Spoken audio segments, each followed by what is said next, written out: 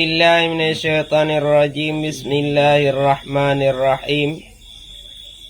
Far'on yundabu ta'jilus salati walau isya'i li awali waktiha li khabarin afdalul a'mali salatu li awali waktiha wa ta'akhiruha an awalihi li tayakkuni jama'atin asna'ahu wa in fahusha ta'akhiru malam yadhuq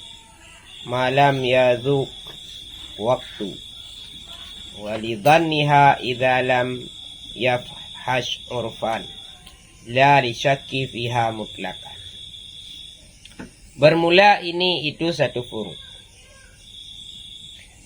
Yundabu ta'jilu salati disunatkan oleh menyegera salat. Walau isya'i walaupun salat isya. Di awali waktiha pada awal waktunya salat. Li khabarin karena ada hadis Nabi afdalu a'mali salatu li awali waktiha. Bermula seafdal melaksanakan salat itu sabit pada awal waktunya salat. Jadi pada furuk ini tambahan pembahasan daripada yang sudah lalu. Disunatkan menyegerakan melaksanakan salat pada awal waktu. Walaupun salat isya. Sekalipun salat isya waktunya panjang, dari hilang syafa' yang merah sampai keluar fajar shadiq, tetap disunatkan salat pada awal waktu. Alasannya karena ada hadis Nabi yang mengatakan sebagus-bagus melaksanakan salat itu melaksanakan salat pada awal waktu. Maksud afdal di sini yang paling banyak pahala di saat kita laksanakan salat. Melaksanakan salat pada awal waktu. Wa ta'akhiruha an awalihi li tayakkuni jama'atin asna'ahu. Dan sunat oleh mentakhirkannya salat anil awalihi daripada awal waktu karena yakin jamaah pada pertengahan waktu. Wa in fausha dan sekalipun khawatirlah takhir malam selama tidak sempit waktu. Walidhanniha dan karena dhannya seseorang idza lam yafhash urfan apabila tidak khawatir urfan menurut uruf. La lisyakki fiha mutlakan. Tidak karena ragu-ragu ianya seseorang fiha padanya jamaah mutlakan hal keadaan mutlak. Jadi sunat juga untuk mentakhirkan salat. Tidak salat pada awal waktu, tapi kita salat pada pertengahan waktu dengan alasan menunggu jamaah. Itu sunat. Salat pada pertengahan waktu, tidak pada awal waktu dengan mengharapkan ada salat berjamaah pada pertengahan waktu. Sekalipun kita ragu salat pada akhir waktu. Selama tidak sempit waktu. Artinya, jikalau ada jamaah, kita tunggu jamaah setelah sempat kita salat dan masih dalam waktu salat tersebut. Maka lebih afdal menunggu jamaah daripada salat di awal waktu. Jikalau ada harapan ada jamaah.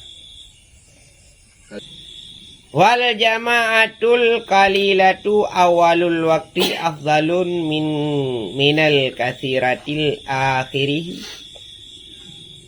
Dan bermula salat berjamaah yang sedikit pada awal waktu. Dan bermula salat berjamaah yang sedikit pada awal waktu itu lebih afdal daripada banyak jamaah pada akhir waktu.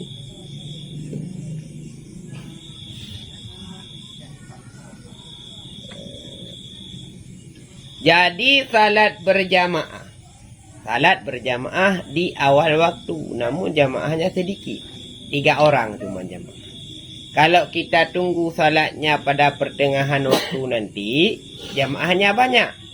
Itu lebih afdal salat di awal waktu dengan jamaah yang sedikit ketimbang salat di akhir waktu dengan jamaah yang banyak. Karena fadilah jamaah sama aja, mau banyak orang mau sedikit orang. Batasan salat di awal.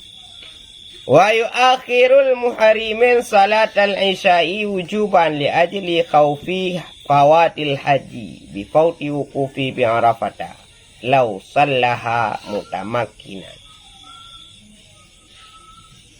Dan ditakhir oleh orang ihram akan salat isya wujuban hal keadaan wajib li ajli karena menyertai takut luput haji bifauti wukufi bi Arafata dengan sebab luput wukuf di Arafah. Lau sallaha jikalau salat ianya seseorang pada awal waktu mutamakkinan hal keadaan mungkin.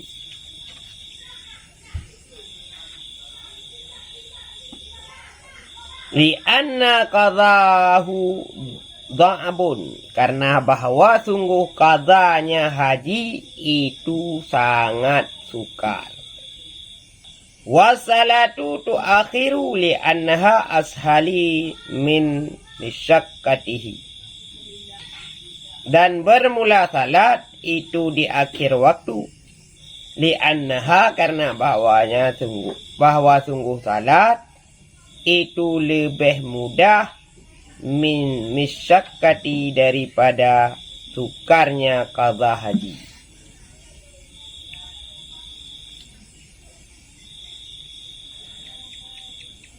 Jadi bagi orang yang sedang melaksanakan ibadah haji dan sedang ihram, bagi orang yang sedang melaksanakan ibadah haji wajib untuk mentakhirkan salat isya jikalau orang tersebut takut nanti luput wukuf di Arafah karena salat di awal waktu. Jadi wajib. Kenapa wajib di sini? Karena qadha haji lebih sukar daripada qadha salat. Qadha salat yang penting ada waktu, ada kesempatan, bisa kita qadha di mana saja. Sedangkan qadha haji mesti di musim haji dan di waktu haji. Itu pun jikalau ada duit. Kemudian haji jikalau luput rukun bukan qadha saja yang wajib, harus bayar denda lagi. Makanya bagi orang ihram untuk salat isya diwajibkan salat di akhir waktu, bukan salat di awal waktu. Alasannya kenapa? Karena ditakutkan nanti luput wukuf di Arafah. Kemudian wala yusalliha salatu syiddatil khaufi, dan jangan sembahyang ianya seseorang akannya awal waktu salata syiddati al keadaan salat yang bersangatan takut.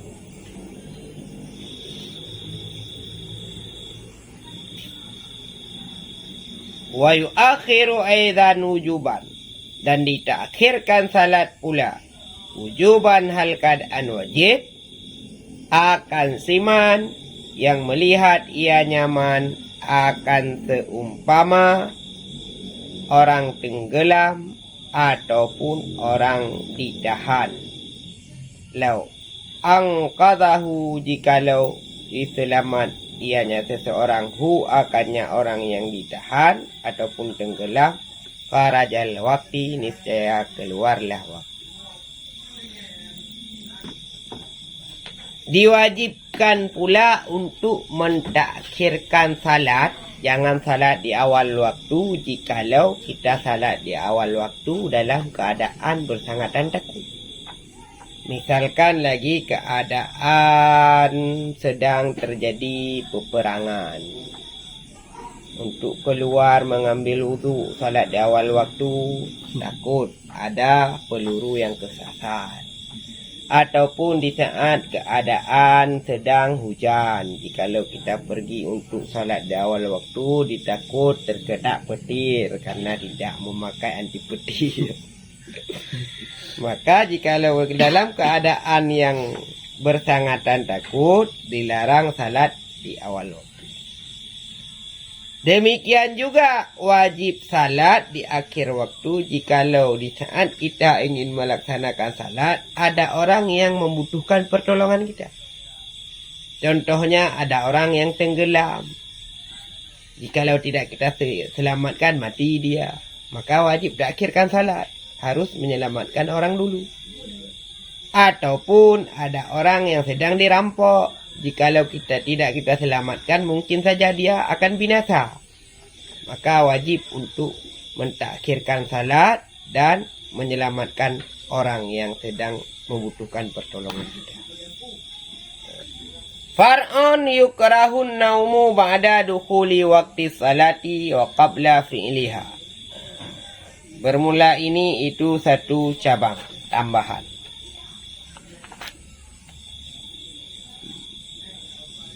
Yukrahun naumu, dimakruhkan tidur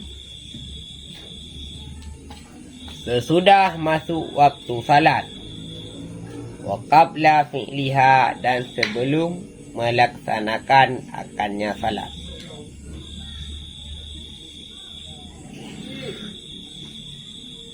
Haitsu dhanni, sekira-kira, idzan ianya seseorang akan terbangunnya seseorang sebelum sempit waktu, li'adatin, menurut kebiasaan, ataupun karena dibangunkan oleh orang lain baginya seseorang. Wa illa, dan jika tidak, niscaya haramlah tidur alladzi lam yughlab, yang tidak mengerasi ianya tidur fil waktu, pada waktu tersebut. Jadi makruh hukumnya kita tidur sesudah masuk waktu salat namun kita belum melaksanakan salat. Jikalau tidur kita tersebut bisa dipastikan terjaga kita sebelum keluar waktu salat. Ataupun ada orang yang membangunkan kita sebelum habis waktu salat. Itu hukum tidurnya makruh. Namun kalau kita tidur di waktu salat sudah masuk, namun sudah bisa dipastikan kita tidak akan terjaga ataupun tidak ada orang yang akan membangunkan kita, maka hukum tidur pada saat seperti itu haram. Jikalau kita tidur sudah masuk waktu salat, kita tidak melaksanakan salat dulu langsung tidur, itu hukumnya haram. Kemudian far'un yukra'u tahriman salatu la sababalaha. kan naflil mutlaki wa minhu salatu tasabihi. Bermula ini itu satu furu. Yukrahu dimakruhkan tahriman hal keadaan tahrim oleh salat yang tidak mempunyai sebab laha baginya salat. Kan naflil mutlaki seperti salat sunat mutlak.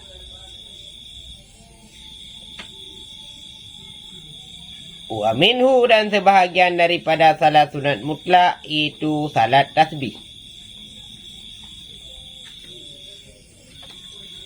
Ataupun sabit baginya salat itu mempunyai sebab mutaakhirun yang ditakhirkan ianya sebab. Karakatai seperti 2 rakaat salat istikharah.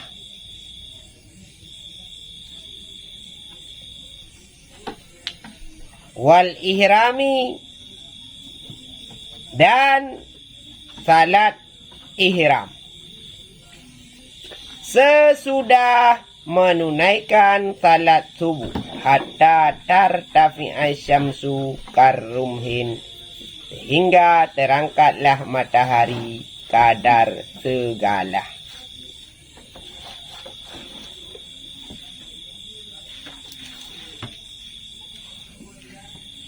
Jadi Abu Abdul Malik Pilih. makruh hal keadaan makruh yang diharamkan, makruh tahrim. Kita melaksanakan salat mutlak.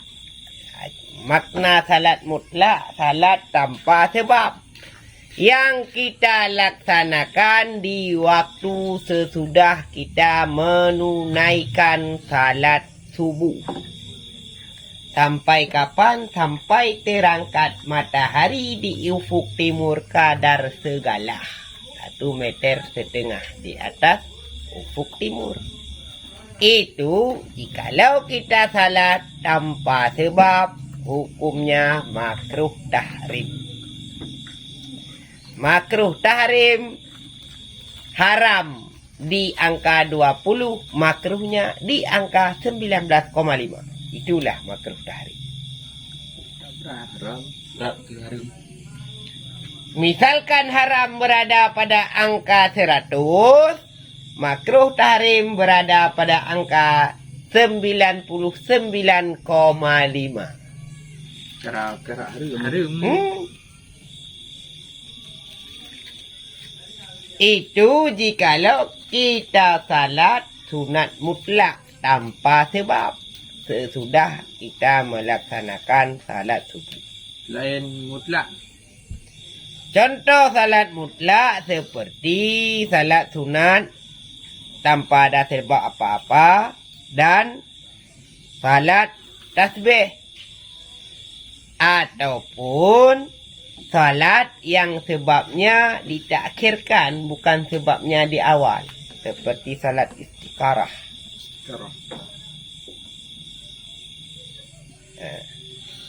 Kita salat istikharah meminta pada Allah Ta'ala untuk ditunjukkan jodoh. Jodoh belum ada. Itu sebabnya masih di depan, bukan di belakang.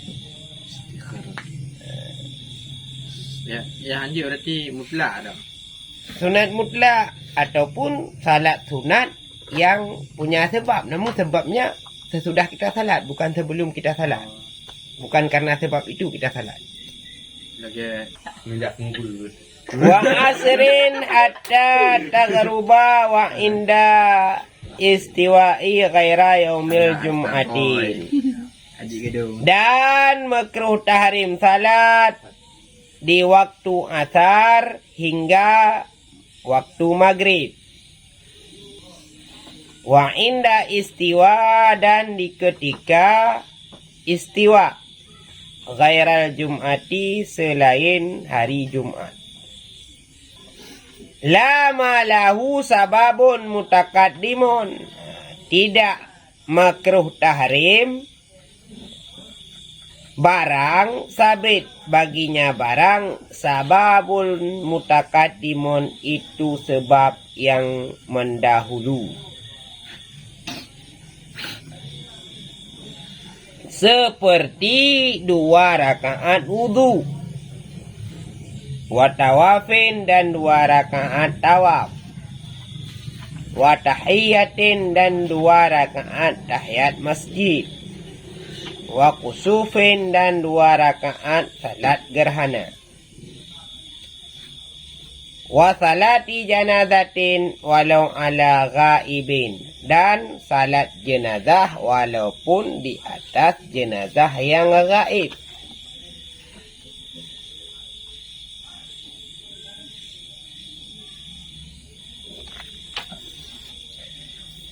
Jadi haram lagi salat, bukan haram, makruh tahrim salat di ketika di waktu sesudah salat asar sampai terbenam matahari.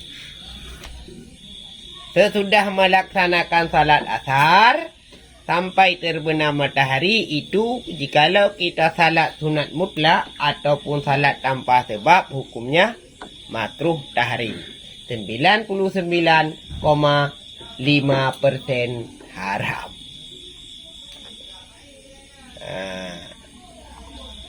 Kecuali salat yang mempunyai sebab, didahulukan oleh sebab, itu tidak makruh.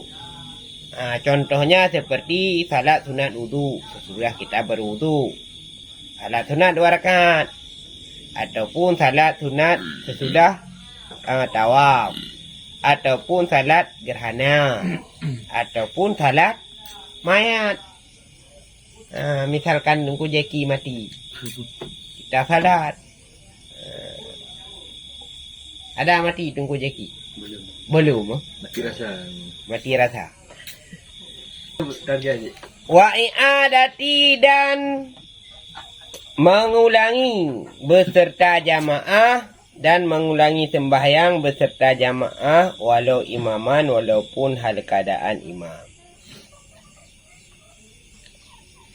Wa kafaitatihi fardhi, dan seperti salat yang luput, yang fardu ianya salat ataupun salat sunat.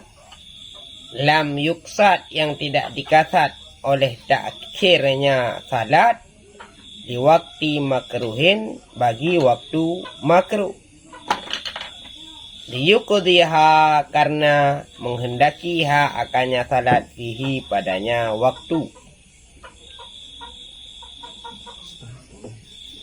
Au yudawima alaihi, ataupun tetap ianya salat alaihi, di atasnya waktu.